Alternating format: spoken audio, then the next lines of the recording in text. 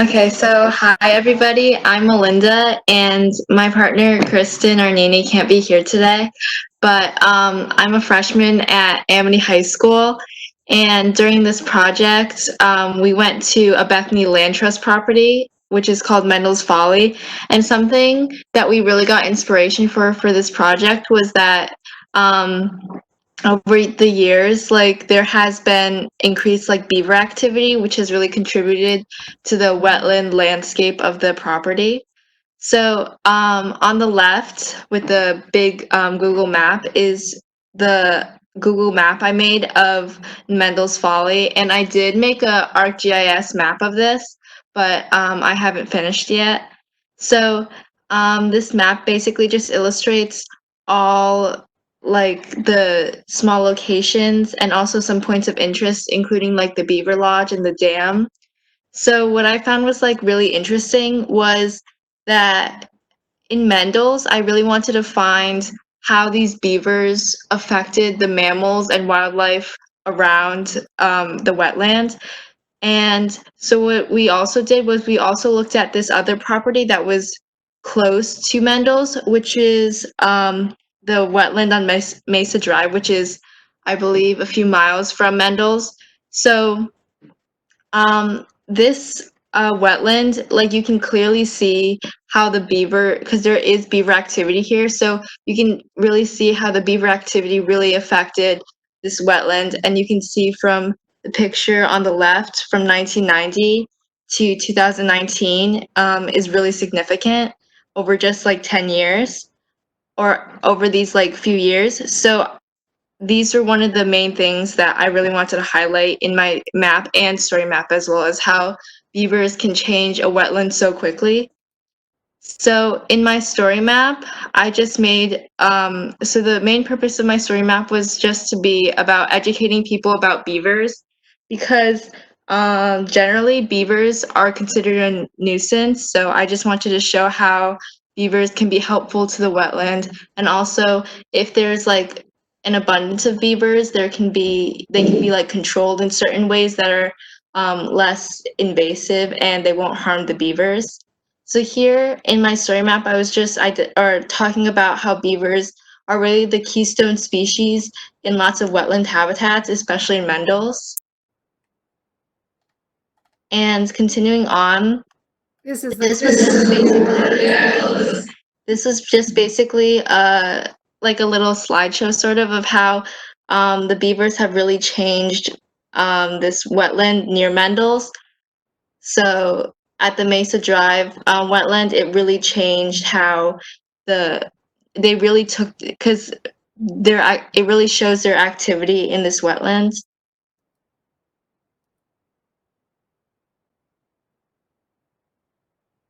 And then continuing on, I just talked about some like general facts about beavers and some main things that make a beaver make a beaver a beaver. So I was just talking about like their dams and also their lodges and how beavers kind of create a community with each other. And these pictures are from Mendel's. So this picture of the Beaver Lodge is actually during the winter. So this is their dam during the winter. And then beavers also form lots of colonies, so they have like a very tight community. So here is like a smaller map, but I have made like a bigger and more detailed map, which will be updated, though I haven't updated it yet. So that is just like my first map that I used. And then continuing, this is one of the pictures that was earlier from like 2016. So this was earlier during the beaver activity at Mendel's, because right now there isn't much beaver activity because beavers usually, I was trying to investigate this and research this. So beavers usually kind of migrate to different wetlands because of, mostly it's because of food, but it can also be of like different factors. So the main thing that we thought that affected the beavers like moving from place to place was the food supply. So beavers, their main source of food really is the cambium of the tree. So basically, there's like this softer yellowish part of the tree that's as you can see in the picture, it's like the whitish part that's under the bark. So they usually eat the cambium from yellow birch trees. However, since they were taking down all the big yellow birch trees, you can see that a lot of them have been taken down, and like the trees will take a long time to grow back. So that's one of the reasons why they've moved on to a different wetland. And so here is a picture of the beaver tracks during one of the winter surveys. And you can see their tracks in the snow along with like the measurements. And so we kind of saw all the traces of beavers being there, but this was kind of like the real moment when we saw there's like real evidence that beavers were on the property. So this is just one of the videos from a trail cam. And this is from 2016. So it was as of right now, like 4 years ago. So here is just like a beaver feeding near the dam and picking up some sticks, probably for the lodge. And here is the beaver walking up the dam. So as I said before, like the beaver activity right now isn't as much as it used to be. So as you can see here are like really thin trees compared to the previous image. So these thin yellow birch trees and seeing how they're cut down has really shown how like the beaver, there isn't enough like food supply for the beavers to sustain in this wetland. So that's why they've kind of moved on. And then I also wanted to highlight, even though the beavers aren't here, they still have like a lasting effect on the wetland. So, of course, there's lots of species because the beavers have created a dam. It created a beaver pond of sorts. So lots of animals like wood ducks and such have used this wetland to raise their young and lots of other things. So I also wanted to highlight how beavers are important to the rest of the wetland at Mendell's and how it's really helpful to the animals around and maybe like migrating animals. So here is just a picture of salamander eggs near in a vernal pool. So I just wanted to show how um, the beaver activity here has really helped out lots of other species. And so here is one of our recent from our recent trail cam that we borrowed. So this is a family of raccoons, and as you can see, they're like feeding on different types of fish near the pond. And then here is from 2016 when the beaver activity was more active, but it's basically just showing a bobcat along the wetland edge. I love that video. And here's a picture of like otter scat or otter poop, and it also shows traces of fish scales. And we couldn't identify like what the fish was, but this basically shows how there has been like otter activity at the pond. And additionally, we also, like at the workshop, we were introduced to lots of technology, so we kind of wanted to try everything out. So this is one of the sonographs. So near the wetland, we wanted to see, because we know that around a wetland, there's lots of, like, especially during the summer, there's lots of like mosquitoes and also lots of other insects that bats could feed on. So we wanted to see if there was any bats in the area. So we basically saw and used the Sonobat and used like a connector that we could put into an iPad, and then we recorded all the sounds from the bats and analyzed them through Sonobat. So here's a sonograph of a big brown bat, and we also got the eastern red bat too. So additionally, we wanted to see, because my partner is like really into birds and she loves birding. So in this area, there's lots of, especially the first time I came, I was really like in awe because I saw like a great blue heron just the first time. And this is from 2016 of a great blue heron around the stream edge. And this is a video from this year, or from 2019 in this past summer. And actually, this was really exciting because when Laura came with us on our field study, we actually saw a mother wood duck and the babies, and these are probably the same wood ducks. So I wanted to highlight basically why beavers are important in maintaining wetlands, because wetlands of all, what I wanted to highlight was that they're really beneficial to the community around them. So for human benefits, it like increases or improves the quality of water, it recharges aquifers, and also it's better for alleviating droughts and floods. And it also provides a habitat for many animals, especially for migratory birds or other species, because when they're flying from or long distances, it's kind of like a rest stop for them. So to further research this topic, I went to UConn and met with Anna, which was a graduate student, and she was studying wetland ecology, and it was really exciting kind of learning how important wetlands are.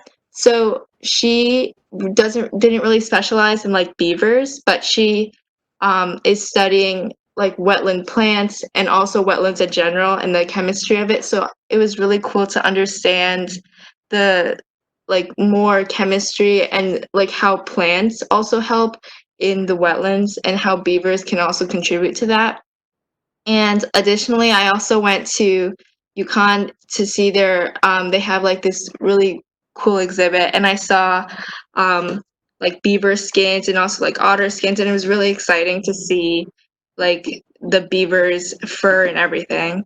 And then also I went to White Memorial Nature Preserve, and we visited and interviewed James.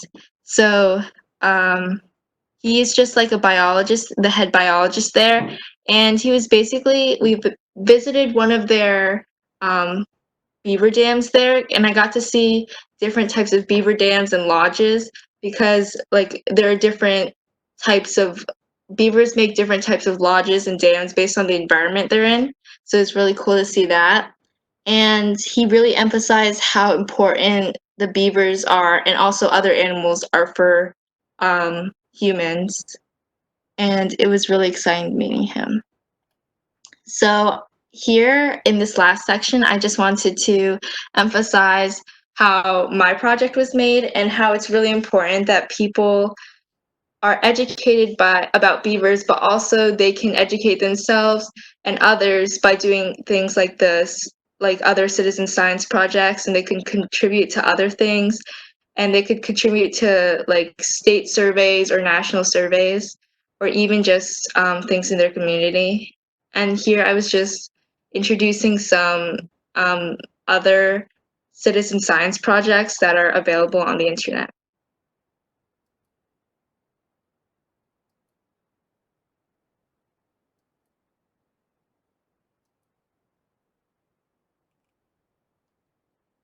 So yeah, that was my story map and my project. Thanks, Melinda. You might need to turn your volume down. I feel like there's feedback. Oh, okay. Sorry. There's been a couple questions. So one person asked, Lori asked if you've seen any evidence of beaver predation by bobcats or coyotes. Could that be a reason why there's not as much beaver activity? Yeah, so we also wanted to look at that aspect. However, there wasn't too much because the thing with Mendel's, like there is lots of it's just that near the wetland there's like also really big forested area and like an upland forest. So we also saw evidence of like bear and other like black bear, but we didn't really consider that aspect. Okay. But however, I didn't include this in this story map because I did this over the summer and I didn't really update it up to now. But this February, actually, my partner, they were doing a kind of field study in a nearby wetland that's really close to Mendell's, and they found that there was beaver activity there. So we Oh, were just, so we think that like maybe the beavers migrated there. So fantastic. That ruler that you showed, the picture of the footprint, do you mhm. know if that's like a special kind of ruler that's designed for animal tracks or? No, I think it's just a regular one. Okay, because that looked pretty handy.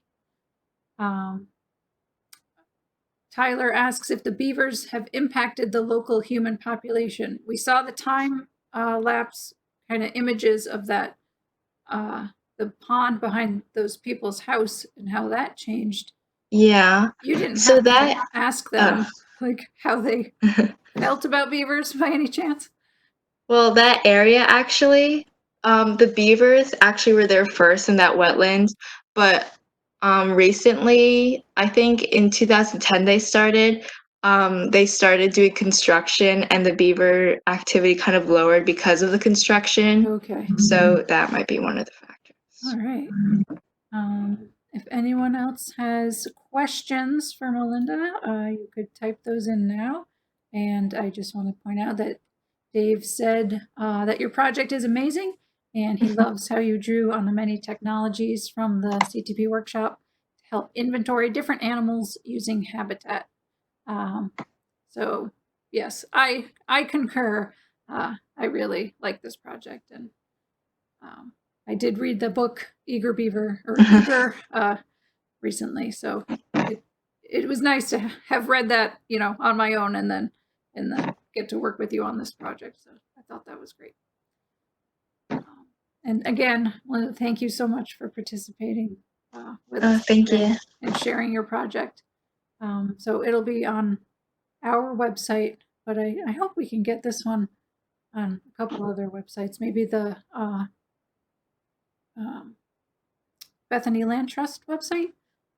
Yeah, I was planning, they didn't, I think they postponed the meeting, but they were having like a land trust. They were doing their, the land trust conference and I was going to present there, but they postponed it because of Right. the coronavirus. Right. Well, we will see what happens in the next few months, but Yeah. we can always contact folks through email or things. Thanks, Melinda. Thank you.